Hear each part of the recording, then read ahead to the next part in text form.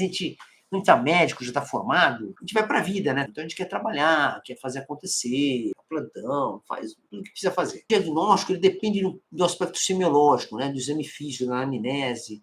E a gente vai passando a formação nossa, nós vamos simplificando isso. Eu falo que a gente, como médico, a gente vai sintetizando o nosso trabalho. Porque, de fato, precisa fazer isso. Você precisa resumir. Não estou dizendo que isso é errado. Mas você tem que lembrar o seguinte, quando você resume muito o seu exame clínico, que é a anamnese, exame físico, você assume riscos. Isso que eu quero falar para vocês. Assumir riscos, você tem que estar preparado. Mesma coisa que eu vou lá dirigir um carro com farol queimado à noite. O que você está fazendo? Você está assumindo risco. Eu vou dirigir um carro com o extintor de incêndio vencido. A polícia me para e vai conferir. Eu estou assumindo o quê? Riscos. Por quê? Porque eu simplifiquei. Eu não vou falar de ilegalidade, que não seria essa discussão, mas o risco precisa fazer você ficar mais preparado. Você pode simplificar a sua anamnese, seu exame físico, mas você precisa estar atento que em algum momento eu preciso consultar isso. E aí que é o problema. Por isso que o diagnóstico falha muito às vezes. Por isso que você vê entre o seu ambiente médico, veja que você deve concordar comigo com isso, eu vejo isso muito com muita frequência,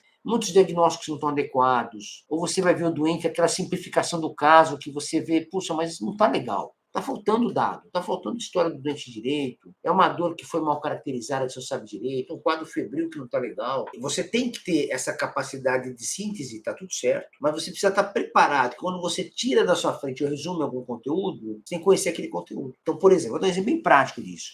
Na hora que eu resumo antecedentes familiares numa história, porque dá trabalho, né? Você perguntar, seu pai tem doença, sua mãe tem doença, tem algum irmão com doença, você está naquele batidão, vendo doente, às vezes você simplifica isso. Você acaba não perguntando, esquece. Isso vai fazer passar diagnósticos de condições que são hereditárias, são cromossômicos, são dependentes de aspectos familiares, patologias de contaminação intradomiciliar, por exemplo. Então, se você não está perguntando sobre isso, você vai estar perdendo informação. E aí, assim, você pode até não fazer, mas você tem que estar muito mais perspicaz, mais antenado, mais preparado para saber de você voltar atrás e buscar informação. Bem, posso falar, não, tudo bem, você pode até fazer isso, mas tem que ter algum momento que aquela informação vai ser importante e você ser capaz de falar, não, isso aqui é importante, opa, deixa eu voltar para trás e pesquisar. No exame físico, por exemplo, pensa lá, quantos de vocês estão palpando tireoide, palpando pulso arterioperiférico, pedioso, poplíteo, femoral, braquial, radial, carotídeo? Estão escutando a carótida? Olha o exame físico. É um rolo esse negócio, porque o que acontece? São dados, eu estou dando exemplo, palpando linfonodos no doente. Você pode até resumir isso. Trabalhando na emergência é muito difícil, o cara toma um tiro lá no peito, ou vem com quadro febril, convulsionando, você não vai ficar muito perdendo tempo. Não é perder tempo, é você fazer o exame. Você pode fazer em outro momento. Mas você concorda comigo que é uma maneira de resumir o conteúdo? Em algum momento vai dar problema isso? Então, o paciente com uma dor de garganta, por exemplo, chega para você. Se não tiver o hábito de palpar tireoide, com certeza você já passou batido com uma tireoidite. Olha a situação. Estou falando que eu vivo isso. Você não tem hábito de palpar linfonodo, certeza que você deixou passar batido uma metástase de algum tumor no linfonodo. Não tem jeito, pessoal. Para nós, a gente é muito punido. Então, a gente precisa sintetizar para trabalhar, para resumir, mas por outro lado a gente é muito punido por isso. Punido que eu falo do ponto de vista de errar o diagnóstico, de não perceber um diagnóstico. E isso vale, tudo que eu estou falando, para infecção bacteriana aguda. Você chega com febre aguda, com uma dor, com estado geral ruim, com diarreia, vômito, com sangramento, quem sabe. Quando a gente simplifica, a gente vai ter problema. Então você precisa ter um detalhamento. Mas você fala assim, mas quando que eu faço isso, pessoal? Se eu fizer fazer isso no meu doente, eu não consigo trabalhar, não consigo ver doente. E é verdade, você acaba não conseguindo ver paciente. E você vai acabar sacrificando parte do exame clínico. Eu gostaria que você não sacrificasse, mas eu sei que isso é difícil. E aí eu quero fazer uma analogia aqui para você. Então, eu coloco um pouco da questão da formação. Então, a minha formação de base era de clínica médica. Então, eu como clínico, eu tenho muita dificuldade de ver doente de maneira muito simplificada. Eu não consigo fazer uma história sem passar em vários territórios. Identificação da queixa principal, da doença atual,